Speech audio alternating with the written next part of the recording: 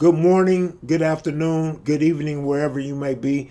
Welcome to another episode of Kev Mac Videos. Today I just want to give a precursor into the historic aspects of the city of Santa Monica leading up to the Santa Monica Grave Yard Gangster Crip interview. Most people don't know that Santa Monica has an old black historical neighborhood, the Pico neighborhood. Yeah, Pico neighborhood, yeah. What can you tell us about that? You know the history about that area? A little bit, just a little bit, because I was a little itty bitty. Just a little bit. I remember the roller coaster going over the water and all of that. You know what I'm saying? I remember that, and then like I say, the events they used to have as it got older. According to the website santamonica.org, there's a long history from the 1500s leading up until Santa Monica was founded. The city electorate went to the polls in November 1886 and voted 97 to 71 to incorporate Santa Monica. Santa Monica was a small but growing city in 1940, with a small African American population growing along with it. Santa Monica's first African American residents settled in the Belmar district of Ocean Park in the early 1900s. Starting in the 1920s, this community was joined by two other African American neighborhoods, one forming between 2nd and 6th along Broadway and the other around Pico Boulevard, known as the Pico neighborhood. Pico was home to residents of different races, ethnicities, and nationalities. Japanese Americans, Mexican Americans, Chinese Americans, and Italians living alongside its African American residents. Like their African American neighbors, these Pico residents were likely drawn to Santa Monica for its climate and economic opportunities. African American residents migrated to Santa Monica to escape Jim Crow in the American South, only to confront racism here at home. This racism engineered a diverse Pico, segregating Santa Monica's densest community of color within its red line borders where the city's non-white residents were welcome. In 1940, racism would seek to destroy its Pico community, forcing the removal of its residents, beginning with the Japanese internment and later with the Interstate 10's construction.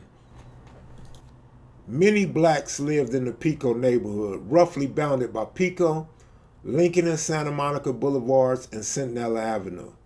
When the Santa Monica Freeway was built in the mid-1960s, it ran right through the Pico neighborhood. After the completion of the Santa Monica Freeway in the mid-1960s, that sliced right through the Pico district, eliminating hundreds of apartments and houses, also cut off the neighborhood from the city's downtown and most prosperous northern sectors. The hard edges that resulted contributed to a sense of physical isolation for the minorities. African Americans, Latinos, and Asian Americans had long been able to buy homes in the Pico neighborhood during a time when deed restrictions enforced segregation in most of Southern California. The freeway split the community in half and left it inferior to other parts of Santa Monica as it blossomed.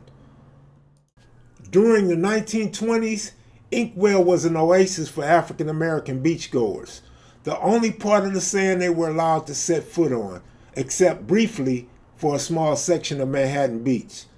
The 200-foot-long roped-off area at the foot of Pico Boulevard was marked for Negroes only. Although racial restrictions on the beaches were invalidated by the courts in 1927 and generally disappeared by the 1930s, blacks continued to call Inkwell their own through the early 1950s. In 1922, white homeowners formed the Santa Monica Bay Protective League to drive blacks out of the city, according to newspaper coverage at that time. Settlement of Negroes is opposed, a Times headline read. The group's agenda, the Times wrote, was eliminating all objectionable features or anything that is now or will prove to be a menace to the Bay District or prove detrimental to our property values. When you do the math, that's 100 years of attempted gentrification in the city of Santa Monica. In recent years, the Pico neighborhood has seen significant gentrification. Anna G., a real estate agent, said single-family houses with 3 bedrooms and 2 baths are selling for over $1.2 million. The neighborhood's rapid evolution, some residents say, has added to the concerns of longtime Pico dwellers. With the growing concerns of gang activity, I understand. But this plan was in effect way before the Santa Monica 13 and the Grave Yard Crips were even a thought.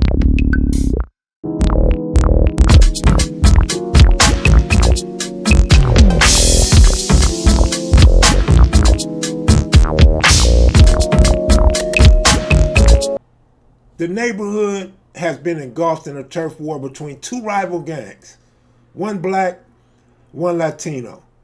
The tension appears to not only be racially motivated, but also territorial.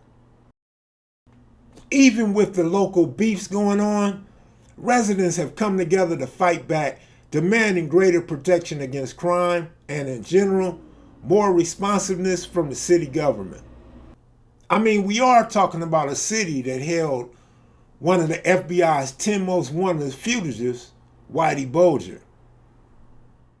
It's also the home of Santa Monica High School, with stars such as Karen Parson, Emilio Estevez, Charlie Sheen, Robert Downey Jr., Sean Penn, and even Nick Gavilan, the first documented black surfer. Nick died serving his country in World War II. You will be hearing from one of the founders of the Grave Yard Crips. Man, I'm telling you, this is the tale of two cities. People talk about how wonderful the city is and how it's growing to be so beautiful, the tall swaying palm trees. But then you also have the South Central type atmosphere of Santa Monica. They talk about this in that fashion. The influence of one Playboy gangster crip, the relations or non-relations to the Venice Shoreline and the Marvin Gangster Crips. And I just have to remind you that amongst several different movies that were filmed at the Santa Monica Pier, there was also Three's Company.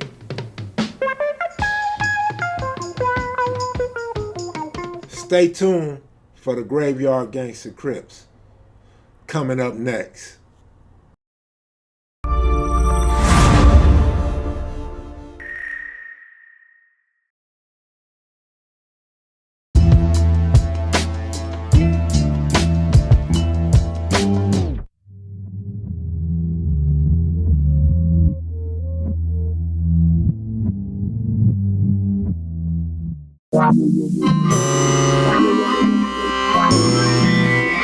Sitting reminiscing about the days of way back.